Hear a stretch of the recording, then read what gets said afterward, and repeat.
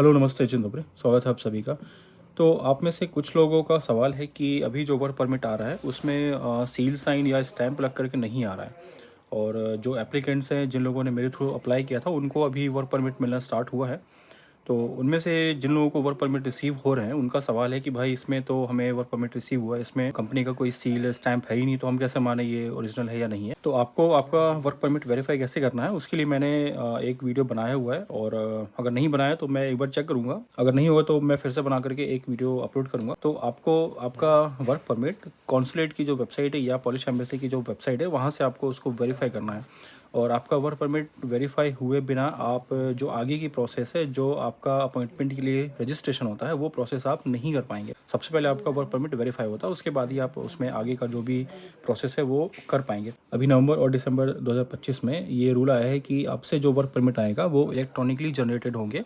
हालांकि सारे work permit को एक उनका यूनिक आइडेंटिटी नंबर जो है वो तो आएगा ही आएगा, उससे आप उसको वेरीफाई कर सकते हैं कि आपका वर्क परमिट ओरिजिनल है या नहीं है। और अब जो वर्क परमिट आ रहे हैं उनमें किसी भी तरह का स्टैंप या सील लगने की आवश्यकता नहीं है कंपनी के द्वारा। मतलब पहले क्या होता था ना कि वर्क परमिट आपका जो है इमिग्रेशन डिपार्टमेंट से आपकी कंपनी या एजेंसी के पास में आता था, उनको रिसीव होता था और फिर वो अपना सील और साइन लगा करके इस बात का मतलब अश्योर करते थे कि ये हमारी कंपनी से इशू हुआ है। तो मैं आपको दिखाता हूँ जो मेरा वर्क परमिट है। ये मेरा जो है सबसे पहला वर्क परमिट है। और इसका जो बैक साइड है इस पर आप देख सकते हैं कि ये जो सील और स्टैंप लगे हुए हैं। तो अब इस तरह के वर्क परमिट नहीं आ रहे हैं। वर्क परमिट में सिर्फ आपको ये पेज आएगा और जो इसके साथ में सपोर्टिंग डॉक्यूमेंट्स है उस पर ये इस तरह के जो सील और साइन है जो कि कंपनी के द्वारा लगते हैं। इसमें जो है गवर्नमेंट के साइड से भी हैं, आप देख सकते हैं। ये जो इसमें स्टैंप है ये गवर्नमेंट का स्टैंप है और ये जो है पूरा ये कंपनी का है स्टैंप है। और कंपनी ने इसको वेरीफाई किया हुआ है कि हाँ ये वर्क परमिट हमने ही इशू किया हुआ है। तो ये एक तरह से जो है प्रूफ हो गया ओरिजिनल का। बट अभी क्या हो गया, अभी ये हो गया कि आपका सिर्फ और सिर्फ ये जो नंबर होता है ये नंबर है। और ये यहाँ पे जो नंबर है ये आप देख सकते हैं, ठीक है। तो ये नंबर होता है इसका प्रूफ, ये यूनिक नंबर होता है सभी वर्क परमिट का। तो इस नंबर के द्वारा वर्क परमिट की जांच होती है कि हमारा वर्क परमिट जेन्युइन है या नहीं है। बट अब जो वर्क परमिट आ रहे हैं उनमें इस तरह के स्टैंप या सील लगने की ज़रूरत नहीं है, वो इलेक्ट्रॉनिकली ही जनरेट होती हैं। तो एजेंसी या कंपनी क्या करती हैं, उनको डायरेक्ट प्रिंट निकाल करके आपको वो भेज देती हैं।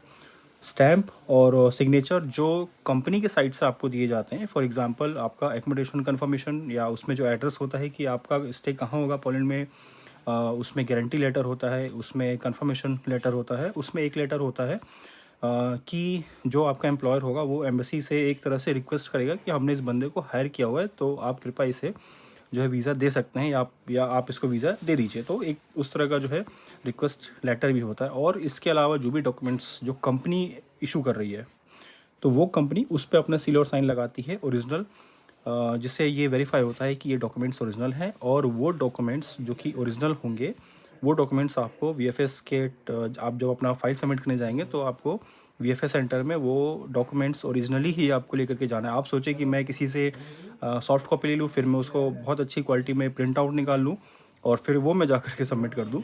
तो चतुर आप ही नहीं है, और भी लोग जो है चतुर हैं।